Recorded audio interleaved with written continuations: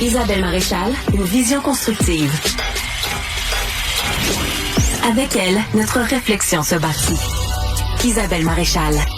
Vous auriez dû être là pendant la pause, mais je vais vous tenir au courant, on peut le dire. Jacques Letourneau me racontait comment il était devenu syndicaliste, puis je trouve ça super intéressant. Oui.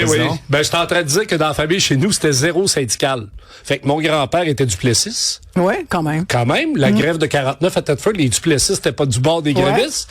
Puis ma mère était PME. Mon père était concierge. Entrepreneur. Oui, ben des petites entreprises, salon de coiffure, tout ça. Ouais. Fait que chez nous, non, mes oncles même qui étaient dans les mines étaient des cadres dans les mines, c'était même pas des ouvriers membres du syndicat. Ah. Non, moi c'est venu. Qu'est-ce qui t'a amené donc l'esprit de contradiction avec ma mère, c'est sûr. Je suis convaincu qu'au départ parce que c'est là que j'ai appris à débattre avec ma mère.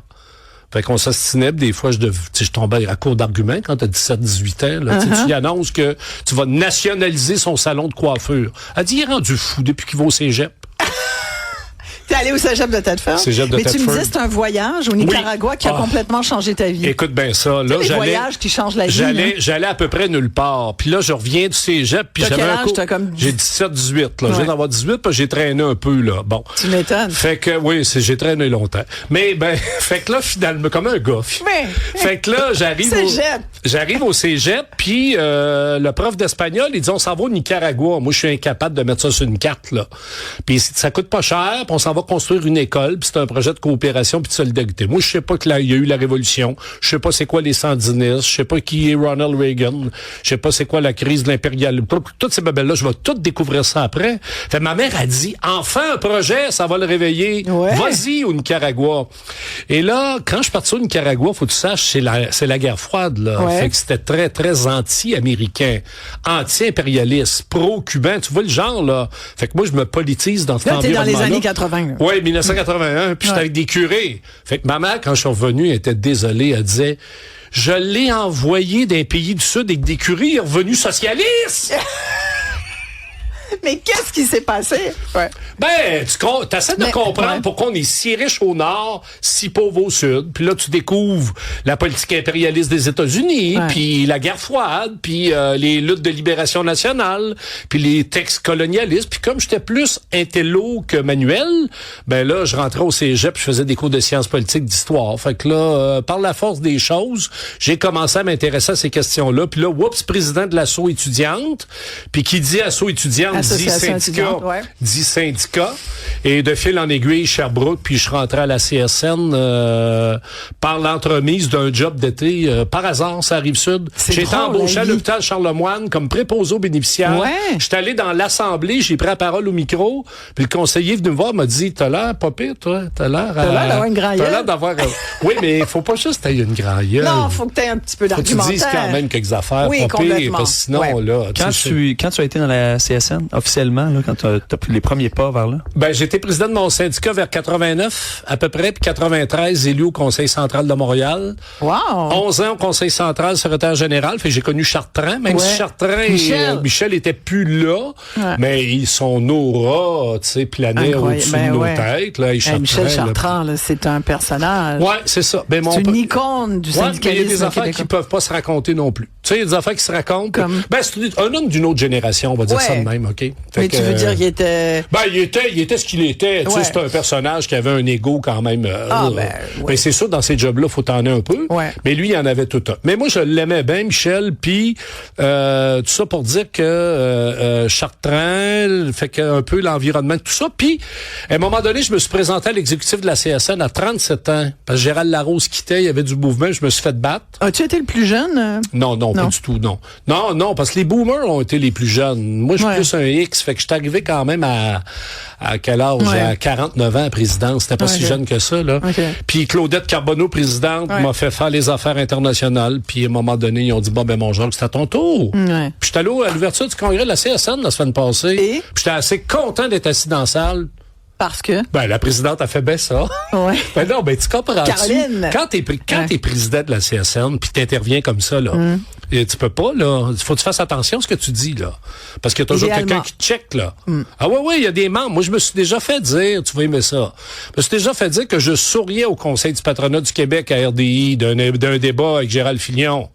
Mais là, je disais, sacrament, je suis toujours bien pas pour fesser dessus. Pauvre Yves Thomas Dorval. Je te dis pas que c'est la majorité, je te dis juste que c'est des fois, tu sais... Je pensais que tu allais me dire qu'après tout ce que tu as connu du syndicalisme québécois au Congrès récemment, tu avais conclu que peut-être des fois le syndicat... Fais-moi pas dire des affaires que j'ai pas dit. Mets des bâtons dans les roues, des choses. Parce que tu voulais me parler de création de richesse et tout. Je vais te dire que... Tu voulais me parler de fréchette. On va finir là-dessus. Vas-y donc. Ce que j'ai trouvé extraordinaire... Il y a des grandes luttes syndicales en ce moment. Ce que j'ai trouvé extraordinaire dans la présentation à l'ouverture du Congrès, c'est toutes les grèves. Puis là, tu vas aimer ça, toi, parce que on en a souvent parlé. Il y a eu effectivement une augmentation des conflits. Pourquoi? Mais pourquoi? Parce que les gens, leur pouvoir d'achat diminue. Alors, le travailleur, la travailleuse dans l'Assemblée qui se fait offrir 1,5 % d'augmentation alors que l'inflation est à 2,5 à 3, est-ce que vous a dit, je vais voter à grève. Puis c'est quoi le résultat de la présentation qui a été faite? 98 % des grèves ont été concluantes. C'est-à-dire que les patrons ont payé parce qu'ils veulent garder leur main-d'œuvre. Fait que, tu sais, des fois, on parle du panier d'épicerie puis du pouvoir d'achat, mais moi, je te dis souvent, Isabelle, il y a deux façons de répartir de la richesse. Ou bien tu augmentes les conditions de salaire du monde, ou ben d'autres, tu mets en place des programmes publics puis des crédits d'impôt pour aider les plus pauvres. Il n'y a pas 1000 façons, là. Puis on est tout le temps là à dire, faut créer de la richesse, OK, mais pour en faire quoi? Pour que les plus riches soient riches. On la redonne à qui? Voilà. Comment qu'on répartit ça? Ben, dans l'entreprise, tu vends ta force de travail. Puis à la CSN, il y a beaucoup de travailleurs du secteur public. Mais est-ce que tu es d'accord pour dire qu'un des enjeux, c'est que c'est bien pour ces travailleurs du secteur public, puis je nie pas qu'il y avait du rattrapage à faire, en particulier pour le domaine des infirmières, des infirmiers, mais à un moment donné, c'est aussi l'autre bout des travailleurs non syndiqués, puis tu vas me dire, ils ont juste à le faire, va pas là. Non, je dirais pas ça. Mais c'est quand même eux qui payent, tu comprends? Fait qu'à un moment donné, c'est parce que j'espère que vous savez, des syndicalistes, qu'il n'y a pas de machine à cash. Ben non, mais cash, il n'y a pas de machine. Il y a du monde qui pense qu'il y a des machines, on fabrique du cash, il n'y en a pas. Ouais, mais Isabelle, tu sais, quand on fait le débat sur la fiscalité, moi, je suis toujours de ceux qui disent, ben, c'est pas nécessairement la classe moyenne de toujours payer. Peut-être qu'il y a du monde qui... Tu sais, l'autre fois, on a parlé de QS, puis moi, je suis pas QS, c'est pas ça l'idée. Mais tu sais, la taxe sur le patrimoine, là, de 25 millions, puis le monde vient de brailler, puis dire, ils vont s'en aller si on les taxe de 1 %. Ben, je m'excuse, mais à un moment donné, là... mais ça pourrait être une bonne suggestion. Il y a du monde, là, qui, effectivement, ont les moyens peut-être de payer. Mais Mme Fréchette qui donne 37 cents, là, enfin, on a été un peu méchants. Certains ont été un peu méchants en disant c'est à peu près rien, là, qu'elle donne aux Québécois avec ses mesures d'allègement. Parce que dans le fond, après, par la bande, il y a cette autre histoire. C'est des mesurettes, ça. Qu'est-ce que t'en penses? C'est des mesurettes, ça. Malheureusement. Pas bien ciblé. Il n'y a rien de structurant là-dedans, tu sais. Puis on fait quoi, Jacques, on dirait qu'on l'a oublié, le Carney les a baissé les impôts. Le Go les a baissés, tu t'en souviens, il n'y a pas longtemps, là, 1,7 milliard de moins dans les coffres de l'État, puis après ça, ils disent qu'il n'y a pas d'argent. Ben oui, mais puis j'aimerais ça que quelqu'un nous appelle pour nous dire combien d'argent sonnant dans ses poches ça lui a donné la baisse d'impôts de Legault. J'aimerais ça, moi, que quelqu'un me dise, oui, ça m'a donné 135 $ de plus. Je serais curieux de voir. Mais on pourrait lui demander comment ça te coûte pour payer, pour aller voir un psychologue, puis un docteur, parce que t'as pas de médecin, puis t'es obligé de t'inscrire une GMF privée. Et là, on est en train de nous rentrer dans la gorge, puis dans la tête aussi, par toutes sortes de moyens. Le fait que désormais, on s'en sort pas sans le privé en santé, par exemple. C'est malheureux, le privé mais on partout, est... même pour les projets, les PPP, les gna-gna. Je parlais à Eric. Le privé, il y a un coût, là. Je débattais de ça avec Duhem l'autre fois, puis Duhem, il dit ça prend plus de privé. Mais là, j'explique-moi donc, déjà, 30% des dépenses au Québec sont faites dans le privé. Comment ça se fait que ça va pas mieux? La réponse, c'est que le privé prend les beaux cas. Exact. Puis l'infirmière qui est plus capable de travailler de nuit puis les fins de semaine, puis qui a des enfants, ben, s'en va dans le privé.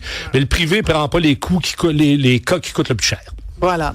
Jacques Letourneau, ça fut fabuleux de t'avoir cette saison. Bon été. Oui. Et peut-être puis, à l'automne?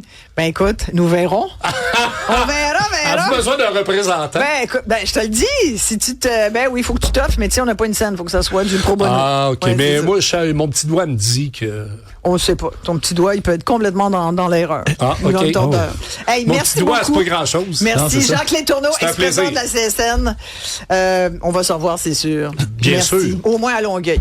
À la place Longueuil. Certain. Moi, j'y vais, là. Ben, j'habite à côté d'eux pas. Moi, je on ira manger, on ira prendre un café, là. Au Saint-Hubert. Ben oui, il y a du stationnement. Qu'est-ce que tu fais là? Longueuil. Ah, ben là, place Longueuil, il y a du stationnement. Ben oui. Non, mais on peut aller prendre un café sur Saint-Charles, là. C'est super sympathique. Ah, c'est chic, ça. Ben oui, tout à fait. Merci, Jacques. Est-ce que, regarde, toi qui as une mère qui était en affaires, est-ce que tu te serais lancé en affaires?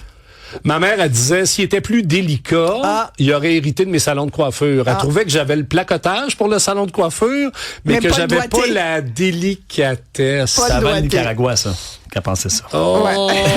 Elle l'a peut-être dit longtemps. On va parler avec, vous savez qu'il y a plus de 16 000 entreprises québécoises qui vont être appelées à changer de main dans les prochaines années. Je vous parle de temps en temps du repreneuriat.